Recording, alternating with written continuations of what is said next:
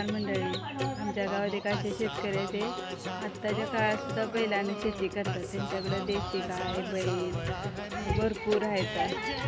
तर त्या आपण शेतकऱ्यांना भेटूया.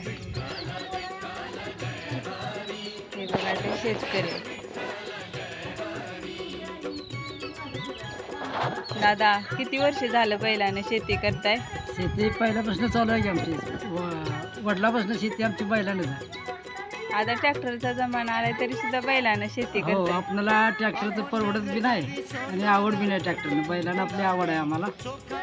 आम्ही बैलानं शेती करतो. किती बैल झाले आतापर्यंत? आतापर्यंत 4 बैलजोडे झाले की. 4 बैल जोड्या. आणि देशी गाय किती आहेत? देशी गाई 4 आहेत आता.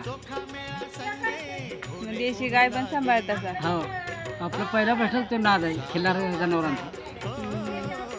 आजकालच्या माणसांना जर्सी गाय आवडते आणि तुम्हाला देशी. आपला नादच आहे पहिल्यापासून. चांगलं आहे. उलट लोकांना देशी गायचं महत्त्व माहिती नाही. आणि देशी गाय सारखी गाय नाही. दूध पण देशी गायचं खूप चांगलं असतं.